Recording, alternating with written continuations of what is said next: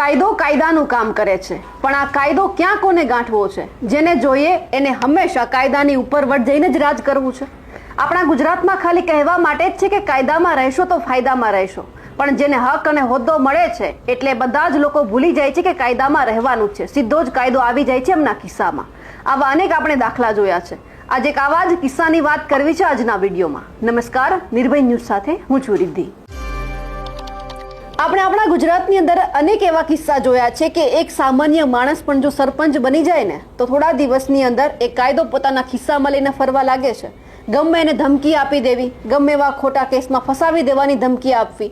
આજે એક એવા જ કિસ્સાની વાત કરી રહ્યા છીએ કે જ્યાં એક જે સરપંચ છે એમને ક્યાંક એવું લાગે છે કે હું જ સર્વોપરી છું, મને સરપંચનો હોદ્દો મળ્યો, હું માર્કેટિંગ યાર્ડનો ચેરમેન છે, તો શું થયું? મારી પાસે એવા હક અને હોદ્દા છે કે હું કોઈ પણ વ્યક્તિની સામે છેડતીની કલમ લગાવી દઈશ, હું કહીશ એટલે પોલીસને માનવું જ પડશે.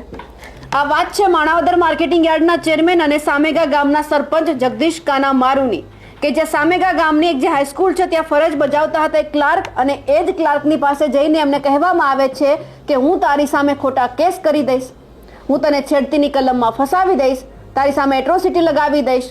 હવે એવું લાગે છે કે જે આ સરપંચ છે તમામ કાયદા છે તે પોતાના ખિસ્સામાં લઈને ફરે છે, આખી પોલીસ વિભાગ પોતાના ખિસ્સામાં લઈને ફરે છે, કારણ કે આવી ધમકી આપવી તો સહેલી નથી. હવે તમે વાત કરી દો કે એટ્રોસિટી લગાવવાની વાત છે, ક્યાંક છેડતીની કલમ લગાવવાની વાત છે, તો આ સાહેબ બધા કાયદા અને કાનૂન જાણતા હશે એટલે જ ક્યાંક આવી ધમકી આપવામાં આવી હોય. અને ઉપરથી એવું કહી દેવામાં આવે છે કે તને કોઈ ખોટા કેસમાં ફસાવી દઈશ, જાનથી મારી નાખવાની ધમકી આપવામાં આવે છે, મારી પાસે સત્તા જ એવડી છે કે હું બધું કરી શકું, આવું ખુલ્લેઆમ બોલે છે. હવે વાત છે નાની એવી કે કાંકરી પાથરવા જેવી વાત છે કે જે ક્લાર્કની અંડરમાં આવે છે કે ક્યાંક સહી સિક્કા કરવાના હશે અને આ ક્લાર્કથી નહીં થયા હોય તો ધમકી આપી દેવામાં આવે છે કે તે કેમ મારું કામ નથી કર્યું, હવે તું જોઈ લેજે, તારા કાકાને પણ જાનથી મારી નાખશું અને તું તો સામે દેખાતો જ નહીં. આટલી ધાક ધમકી આપવામાં આવે છે, જેમનો એક વિડીયો પ્રૂફ પણ મારી પાસે છે કે જ્યાં જગદીશ મારુ છે જે સરપંચ છે એ કઈ રીતે ક્લાર્કને ધમકાવી રહ્યા છે, પોતાની પાસે જે સત્તા છે એમનો કઈ રીતે દુરુપયોગ કરી રહ્યા છે. એ વિડીયો જોઈ લઈએ આપણે. મારે જેટલું થાય એટલું હેરાન કરવાનો પ્રયત્ન કરું.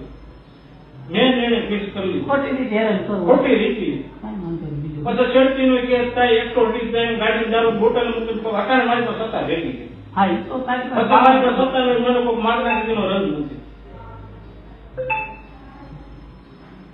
અત્યારે ભેગા લઈને મેં 12 જણા રખડી છે, ક્યાં હાથમાં આવે?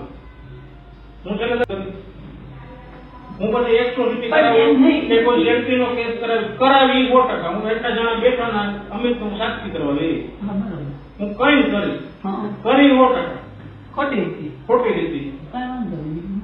બરોબર. કાલે મારું જે ફરિયાદ મારા પરિવારનો મારો નિર્ણય છે, રાજાને મારવાનું એકાદો અમારા કુટુંબના 10 ભાઈ નહીં, કાકા મોટા એકાદો જેલમાં 5 વર્ષ રહે તો કઈ ફેર પડતું નથી.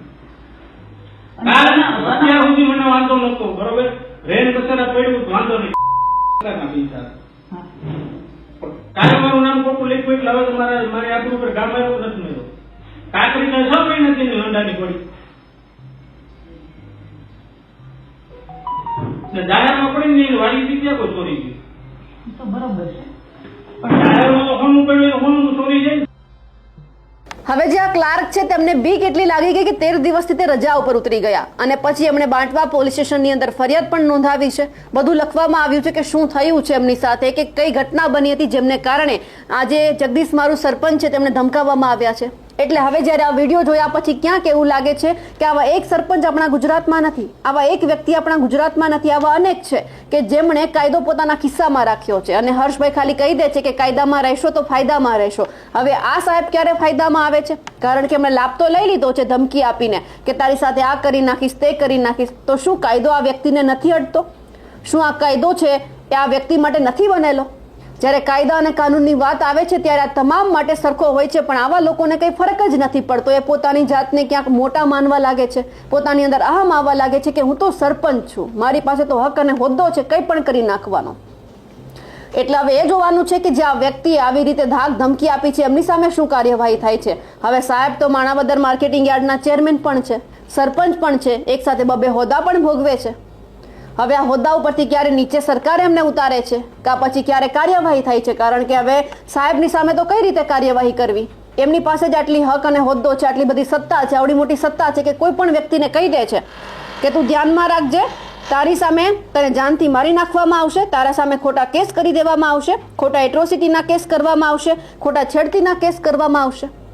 હવે સાહેબ પાસે જ બધા હક, હોદ્દા, કાનૂન બધું જ છે, તો આમની સામે કેવી કાર્યવાહી કરશે સરકાર, એ પણ હવે જોવાનું છે. અમારા અહેવાલને લઈને આપનું શું કહેવું છે કમેન્ટ કરીને ચોક્કસથી જણાવજો. સાથે જ અમારી નિર્ભય ન્યૂઝ ચેનલને લાઇક, શેર અને સબસ્ક્રાઇબ કરવાનું ભૂલશો નહીં. નમસ્કાર.